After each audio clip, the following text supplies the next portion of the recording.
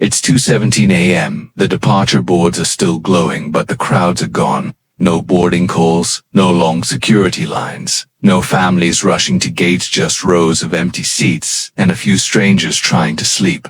Some missed their flights, some can't afford a hotel, and some simply have no other place to go. Airports never truly sleep, but the people inside them eventually have to try. Every night, thousands of travelers around the world end up sleeping in airports. Sometimes it's because of a delayed or cancelled flight. Sometimes it's a long layover that doesn't justify the cost of a hotel. And for budget travelers, students and backpackers, an overnight stay at the airport is just part of the journey. But sleeping in an airport is nothing like sleeping in a bed. The lights never fully turn off, announcements echo through the terminals, and you're surrounded by strangers coming and going at all hours. The first few hours after midnight feel almost normal. Late night flights are still boarding. Cleaning crews move across the floors, and security guards make their rounds. But as the clock passes midnight, the mood changes. Shops pull down their metal shutters, restaurants switch off their lights, and the crowds disappear. The once busy terminal becomes quiet and almost surreal. You start to notice things you'd never see during the day: people sleeping on the floor with backpacks as pillows,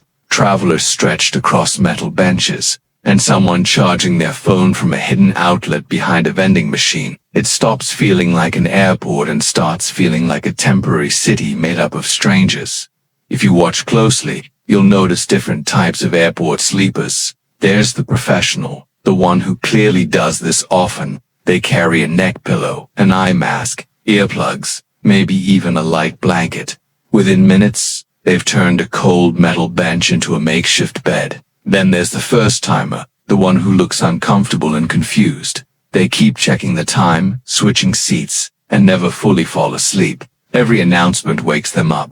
And then there's the risk-taker: no pillow, no blanket, just a backpack and hope.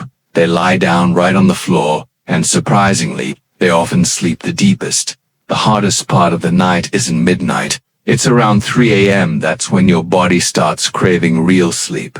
But the environment won't allow it. The lights are too bright, the chairs are too hard, and the air conditioning feels colder than usual. You start to feel neck pain, cold feet, hunger, and restlessness. Time moves painfully slow. Every hour feels like 3.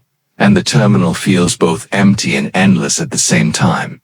Yet sometimes airport nights create unexpected moments. You might strike up a conversation with a stranger from another country. You might share snacks with someone who also missed their flight, or you might sit quietly by the giant terminal windows and watch the runway lights flicker in the distance. There's a quiet sense of connection. Everyone there has a different story, but they're all stuck in the same situation, trying to get through the same uncomfortable night. For a few hours, the airport becomes a strange kind of temporary home.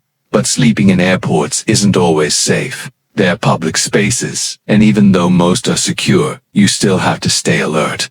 Pickpocketing can happen. Bags can disappear while someone is asleep.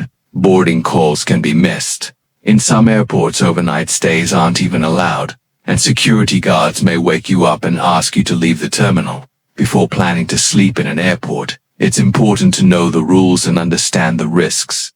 If you ever have to spend the night in an airport, a few simple strategies can make the experience much easier.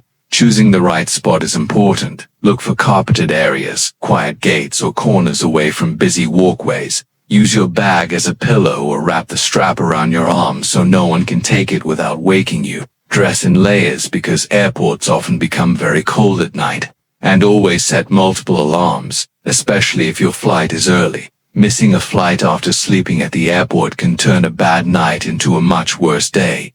Around 5 a.m., everything begins to change. The first flights of the morning appear on the departure screens. Coffee shops slowly reopen, and the smell of fresh coffee drifts through the terminal. Announcements return, and the one silent airport fills with new travelers. The people who slept overnight begin to wake up. They fix their hair, brush their teeth in the restrooms, and pack up their makeshift sleeping spots.